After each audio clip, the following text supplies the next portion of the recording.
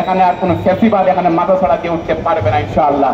আমরা ঢাকাবাসীকে, দেশবাসীকে সবাই আমরা ঐক্যবদ্ধ হয়ে ফেসিবাদকে মোকাবেলা করে আমরা ইসলামী ব্যাংককে ফেসিবাদ মুক্ত করে, দালাল মুক্ত করে, ডাকাত মুক্ত করে আমরা এই দেশকে এই ব্যাংককে আমরা জনগণের হাতে আমরা তুলে দিতে চাই। আমরা এটা বদ্ধপরিকর। আমরা দেশবাসীর প্রতি সেই উদাত্ত আহ্বান জানিয়ে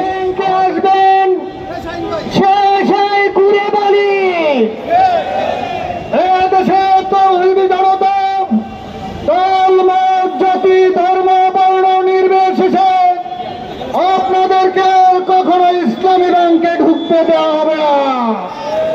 সংগ্রামী ভাইয়ের আমার, আজকের মানববন্ধন কর্মসূচি আমরা এখন শেষ পর্যায়ে আসছি।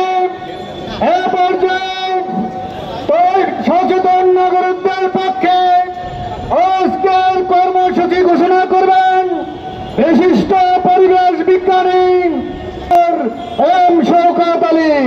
বিশিষ্ট পরিবেশ বিজ্ঞানী ডক্টর এম শওকত আলী এখন কর্মসূচি ঘোষণা করবেন।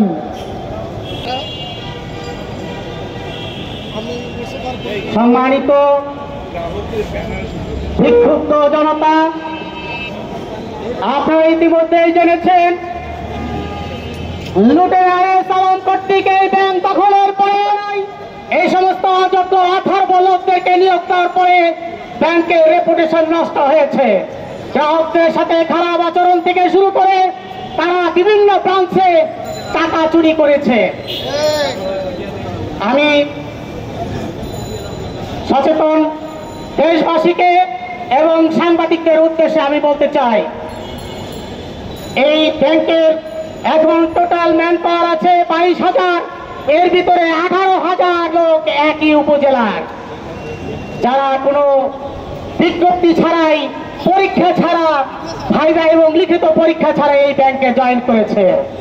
কাজের বিটিকে এনেও এখানে চাকরি দেওয়া হয়েছে। আমি বলতে চাই ম্যানেজমেন্টকে, আজকে সূর্যাস্তের পূর্বে এই সমস্ত লোকদেরকে ব্যাংক থেকে বহিষ্কার করতে হবে, টার্মিনেট করতে হবে। আপনাদের সিদ্ধান্ত নিতে হবে, আপনারা কি একটি মাত্র উপজেলার সাথে থাকবেন নাকি সারা দেশের সাথে থাকবেন? 495টি উপজেলা রয়েছে বাংলাদেশে। 495টি উপজেলা রয়েছে।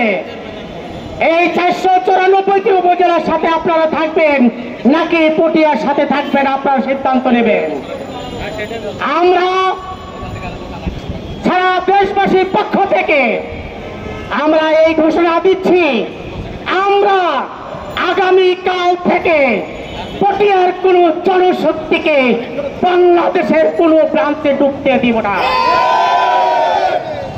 আপনারা যদি এই সিদ্ধান্ত না নেন, গ্রাহক সমাজ এই সিদ্ধান্ত নিতে বাধ্য হবে।